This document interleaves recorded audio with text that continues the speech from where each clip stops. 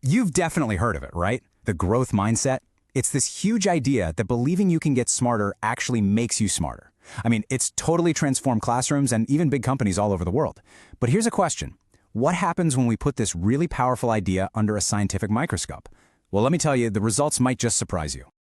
All right, so here's how we're going to break this down. First, we'll get into the core concept itself, the part that's become so incredibly popular. Then we'll look at the big promise it makes. After that, we're going to pivot and look at the hard evidence, what a huge scientific review found.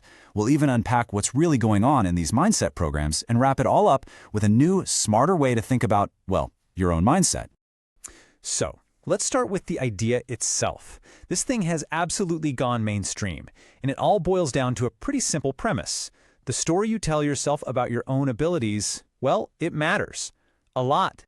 Okay, so here's the official definition, made famous by Stanford psychologist Carol Dweck. The key thing to get here is that it's not about believing you can wake up tomorrow and be Einstein. It's about understanding that everyone can get smarter if they work at it. It basically reframes your current abilities not as some final judgment, but just as the starting line.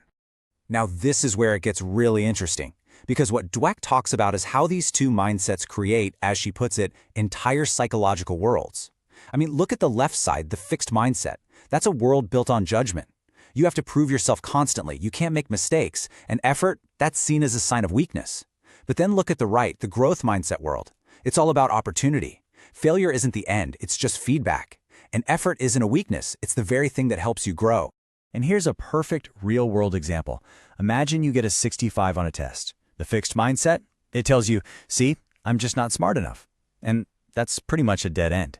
But the growth mindset looks at that same grade and says, okay, that didn't work. I need a new study plan for the next one. It's the exact same event, but it leads down two completely different paths. Okay, so how does this simple shift in belief supposedly lead to these huge changes in achievement? How does it actually translate into real, tangible results? Well, the theory proposes this really clear step-by-step process. It all kicks off with that core belief, and once you have that, it unlocks a whole set of productive behaviors.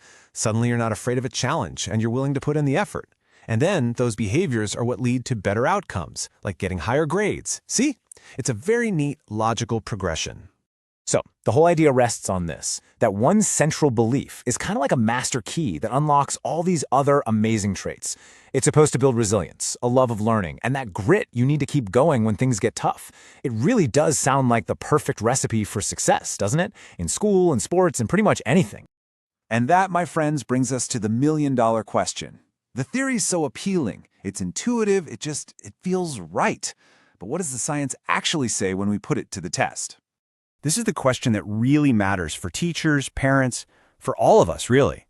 Can we do a short program, some kind of intervention, to teach students this mindset, and then reliably see their grades go up? It's time to stop talking theory and start looking at the evidence. To get our answer, we're not just going to look at one little study. Oh no, we're turning to a massive systematic review and meta-analysis. That's basically a study of all the other studies, published in a top-tier journal called Psychological Bulletin back in 2022 by two researchers, Brooke McNamara and Alexander Burgoyne. Think of this as the scientific version of a Supreme Court ruling. They didn't run a new experiment. Instead, they gathered up all the existing high-quality research, 63 different studies covering almost 100,000 students, and they crunched all the numbers together to find the true overall effect. And here it is, the first big finding. In statistics, there's a number called an effect size that tells you how much of an impact something has. Well, across all those studies, the average effect size was just 0.05. Now, to put that into perspective, an effect size of 0.2 is considered small. This is 4 times smaller than small. We're talking about a blip on the radar, if that. But you might be thinking, okay, but what about the studies where it actually worked? The ones that prove they changed students' mindsets? That's a fair question. The researchers looked at just those studies. And guess what? The effect size actually dropped a little bit, and it was no longer statistically significant. In plain English, that means the result was basically indistinguishable from random chance. So, for the final test, they applied the strictest filter possible. They looked only at the absolute best of the best studies, the ones with the most rigorous, airtight designs, the gold standard of research. And here, the effect on grades just vanished. A number like 0.02 is, for all intents and purposes, 0. So, the researchers' final conclusion couldn't have been more blunt. They basically said that any effects people thought they were seeing were probably just illusions caused by things like weak study designs or bias in how the results were reported. It's a pretty stark conclusion that really challenges the whole idea that these programs work like we thought they did. So what is going on here? If just teaching the belief that you can get smarter doesn't seem to actually make you smarter, why do some people swear these programs work? What's the secret sauce? Well, this is fascinating. The meta-analysis found that these growth mindset programs are almost never just about the mindset. They're usually a whole bundle of things. They include stuff like direct encouragement, new study techniques, goal-setting workshops, all sorts of practical advice. So it's very possible that those things are the real active ingredients, and the whole mindset part is just the pretty packaging it comes in. And what's really interesting is that Carol Dweck herself has warned about this. She calls it the false growth mindset. This is what happens when the idea gets twisted. You know, like praising a kid for effort even when the strategy they're using is clearly not working. Or telling students you can do anything without giving them the tools, the support, and the strategies to actually get there. That can just lead to more frustration, not more growth. Okay, so where does this leave us? Does this mean the whole idea of personal growth is just a myth? Of course not. But what the evidence is telling us is that we need to be a lot smarter about how we go about it.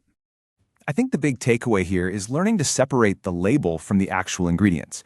On one side, you have the growth mindset label. It's a great story, but the hard evidence that it directly improves grades is, well, pretty weak. But on the other side, you have the real ingredients that we know for a fact actually work. Putting in focused effort, using effective strategies, sticking with it when it gets hard, and using feedback to get better. Those things, they absolutely drive success. And maybe that's the final thought to leave you with. Nobody is arguing that effort and good strategies don't matter. They are, without a doubt, the foundation of any kind of achievement.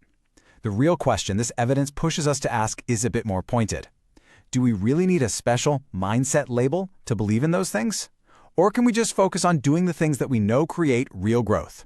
What do you think?